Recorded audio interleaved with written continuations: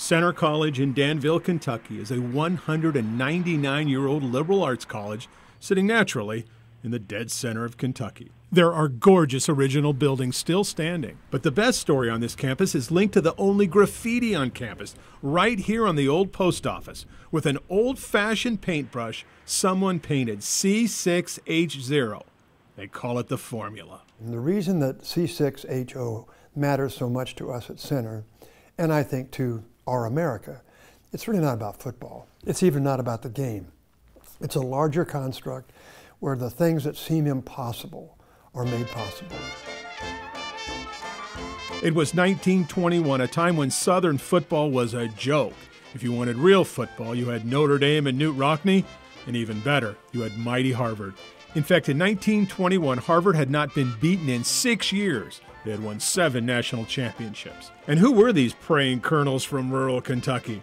They had one rickety bleacher and a couple hundred students. These guys were going to play Harvard? Hopeless, right?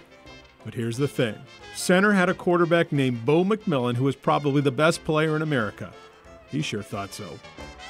Bo McMillin, if you could imagine, was one of those guys that in the huddle, he would say to his teammates, "I'm going to score on this play." And he would.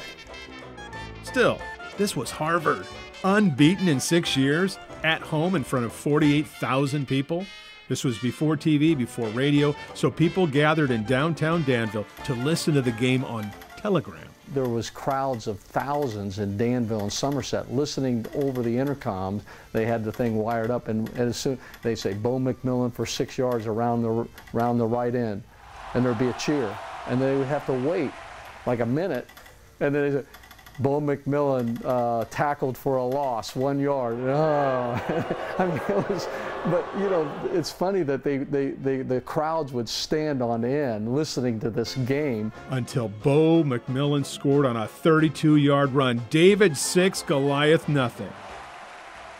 The giant was toppled. C6H0.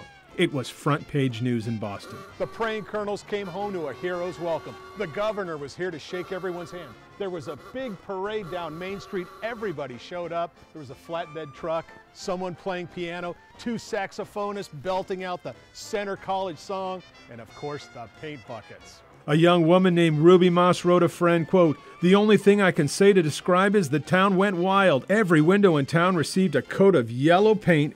Center 6, Harvard nothing." It was real stuff too, not whitewash. This was a little tiny institution in the South that went up and played in front of 48,000 people at Harvard in Boston, and they beat them.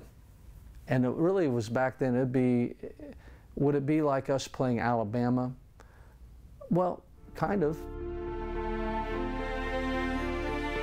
In 1950, the Associated Press named it the biggest upset of the first half-century in American sports.